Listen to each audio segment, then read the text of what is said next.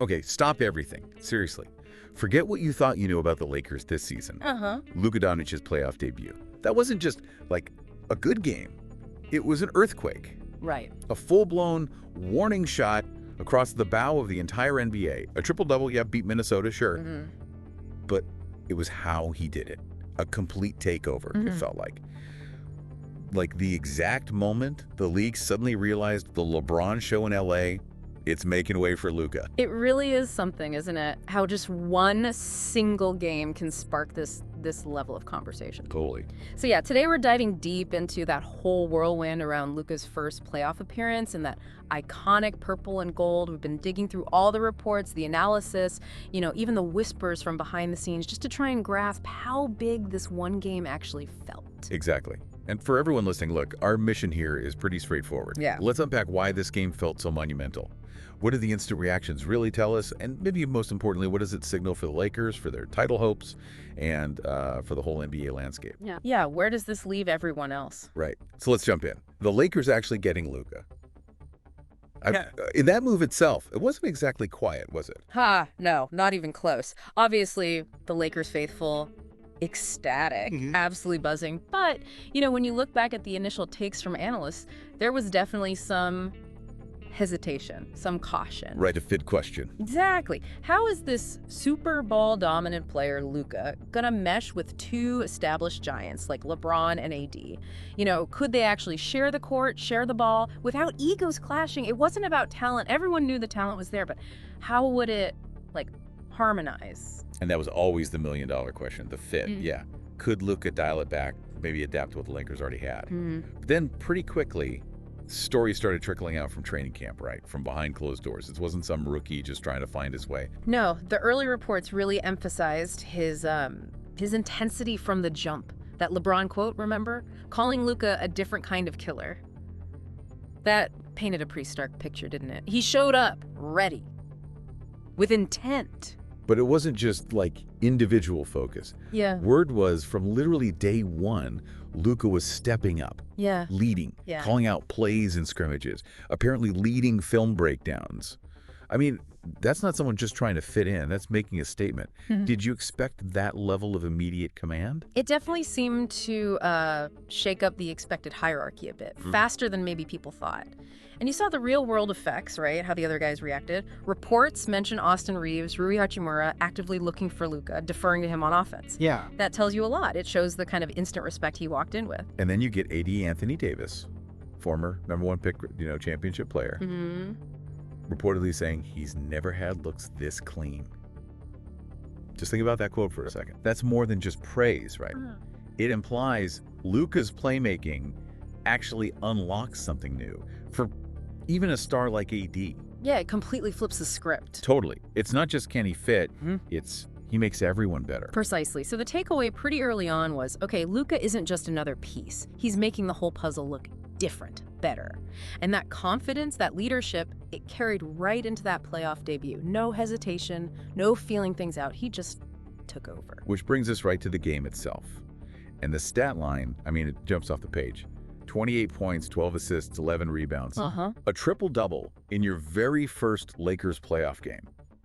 That's history book stuff. It really is. But like you hinted earlier, the numbers, they honestly don't capture the whole picture of his dominance in that game. It's not even close. What was really stunning was just the sheer control he had. Every time he touched the ball, you felt the offense shift, find a purpose, maybe something they lacked consistently. He just systematically dismantled Minnesota's defense, found the mismatches, exploited them like a surgeon, and okay, they tried to trap him. His reads were instant. Finding the open guy on the weak side before the trap even fully formed, that high pick and roll with AD Minnesota just had no good answer for it, time after time. You could almost feel Minnesota getting more desperate. Yeah. Like every time he hit another one of those step-back threes. Oh, so step backs? Or just lofted in one of those ridiculously soft floaters. They looked genuinely baffled, like, what are we supposed to do here? Exactly. And then the passing, it wasn't just functional, it was art. That no-look dime to D-Lo running the floor. Oh, yeah. That's not just skill. That's like next-level awareness, knowing where everyone is, where they're going. And the full court pass. Yeah. The one-handed bullet to AD for the dunk. The bench went nuts. You could feel the energy surge through the whole arena, the whole team. Those aren't just assists on a stat sheet. They're game-changing, momentum-shifting plays. Absolutely. And remember that stretch in the third quarter? Game felt like it was kind of hanging in the balance. Mm-hmm. Tight moment. And who takes over? Luka just demands the ball, bangs a huge three. Then that perfect lob feed to AD, crowd goes wild. Yeah. He just owned those crucial moments. What really stood out to you about how he managed the game's rhythm? I think it was his mastery of tempo that was really, really special. He just has this like innate sense of when to hit the gas and when to slow it right down, make the defense play his game. Right. He could shift seamlessly from running the pick and roll, getting himself or AD a look, to just isolating his guy and breaking him down. Minnesota was constantly guessing, constantly reacting. It honestly felt like he was playing chess while they were playing checkers, always thinking a step or two ahead. Okay, but even with this, like masterpiece of a game, there were some undercurrents, right? Some whispers afterwards. The cameras definitely caught LeBron on the sideline during a timeout looking, well, maybe frustrated, thoughtful, hard to say. What did you read into that? Yeah, that brings up a really interesting layer, doesn't it? The shifting dynamics within the team. Now, look, there's zero indication of like actual beef or anything serious. Right. Not saying that. But it's probably unrealistic to expect such a massive shift in who's running the show on the court to happen completely smoothly without any adjustment period. Was LeBron reacting to a specific play call he didn't like? Or was it maybe a bigger picture thing, just seeing Luka taking such firm control? That's the question, isn't it? Yeah. What do you folks listening think? What did that look signify? Yeah, curious to hear your thoughts on that. Because we have to remember, this is LeBron James we're talking about. The guy who's been the conductor, the engine for basically every team he's been on for 20 years. Unquestioned leader. Exactly. So to potentially see him even subtly move into a role that's maybe slightly less central, even if it leads to wins, that's a huge shift. Passing the torch, it's not always just a clean handoff ceremony, is it? No, precisely. LeBron's operated at the absolute peak, driving everything for so long. Seeing another player, a younger guy, step up and take charge with that kind of authority, it naturally involves adaptation. Maybe even a subtle feeling of being, slightly sidelined, even if the team is winning. And Luka, well, he wasn't exactly asking permission, was he? No. There was that specific moment, I think it was the fourth quarter. LeBron calls for the ball in the wing. Yeah, I remember that. And Luka basically just waves him off, like, nah, I got this. And then drills a contested step-back three. Yeah, crowd loved it. The place went nuts. LeBron clapped, yeah. But some reports, some observers, noted it wasn't exactly his usual, super hyped reaction, more like a polite clap. What do you take from moments like that? Well, those little moments, they might seem small, but they can be windows, right, into those shifting power dynamics. Yeah. Luka having the confidence to essentially override LeBron in that spot. It says a lot about his own self-belief, his willingness to own the big moments. Yeah. It really highlights that transfer of control on the court, even when the result is good for the team. And then you factor in other things, maybe some questionable substitution patterns people talked about, the media stirring the pot. It paints a picture of a win that maybe had some complex layers underneath regarding who's truly in charge now. And speaker of the media stirring the pot, Yeah. the reaction afterwards was just, wow. Yeah. Immediate explosion. Oh, yeah. It felt like the whole basketball world just stopped and went, wait, what did we just see? It's fascinating just looking at the sheer range of takes, isn't it? Yeah. You had analysts immediately jumping to, what does this mean for LeBron's role? Is he taking a back seat? Yep, Skip Bayless was all over that. Right. Then you had others like Stephen A. basically saying, forget everyone else. Luka might be the best player walking the planet right now. And then folks like JJ Redick talking about, forced chemistry and whether it could really work long term. Right, that tension angle again. The takes were huge, all over the map, often disagreeing wildly, which just shows you how massive Luka's performance felt, how many questions it raised. But in the middle of this, like media hurricane, Luka himself, his reaction was almost nothing. So calm. No big speeches, no victory lap, just basically, we got the win. On to the next one. That was his post-game quote. What does that tell you about where his head's at?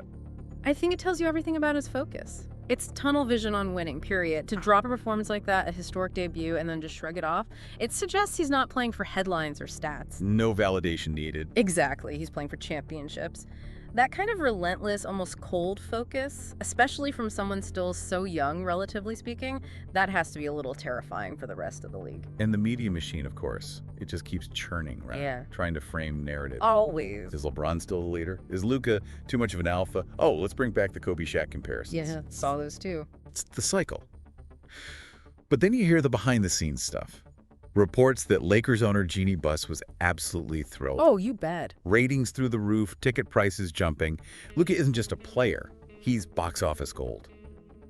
How big a factor is that side of it? Well, if you look at it from the franchise's perspective, it's huge. It's undeniable. Having a global megastar like Luka driving that kind of interest, selling tickets, boosting ratings, it just cements his value way beyond the court. Right. It reinforces that this wasn't just signing a good player.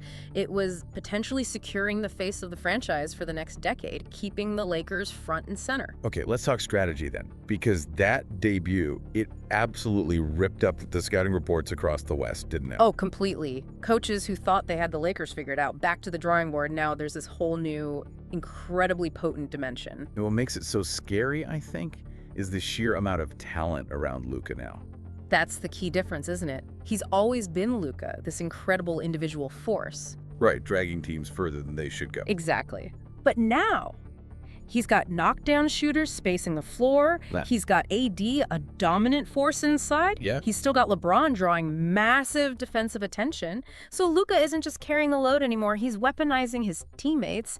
He's amplifying their strengths. It becomes a nightmare for defense type. What do you even do? It's the ultimate pick your poison scenario. Yeah. You double team Luka, commit extra help. Fine. He's got guys like Reeves, Russell, Hachimura ready to knock down open threes. You saw it happen. You try to switch, put a smaller guy on him. He'll just back him down or shoot over him. You try to play him one-on-one with your best defender.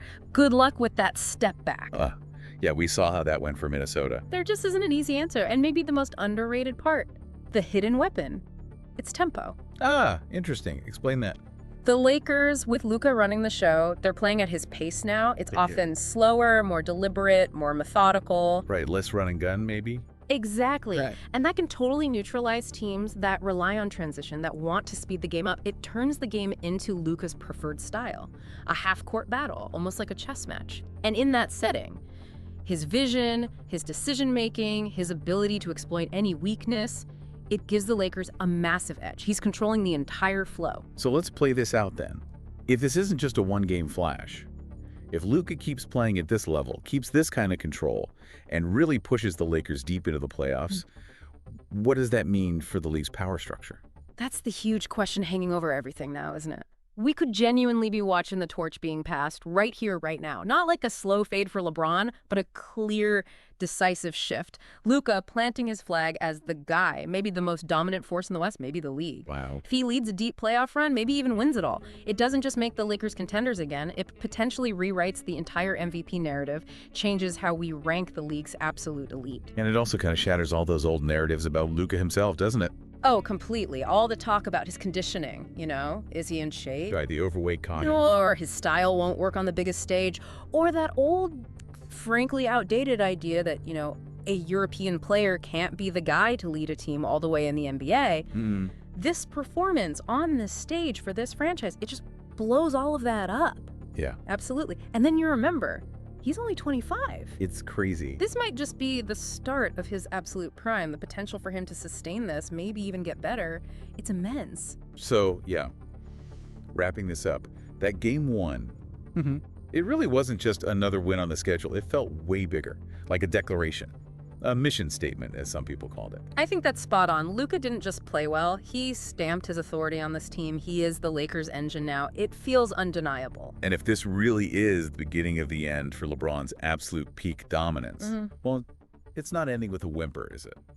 It might end with another title run, but with Luka holding the keys. And looking forward, you have to wonder, could this be the start of another Lakers dynasty? If Luka keeps this up, if the team gels around him like this, Los Angeles could be looking at another era of dominance. it's incredible to think about. So for everyone listening, was that it? Was Game 1 the definitive moment Luka Doncic took over the Los Angeles Lakers for good? Or was it just one amazing game?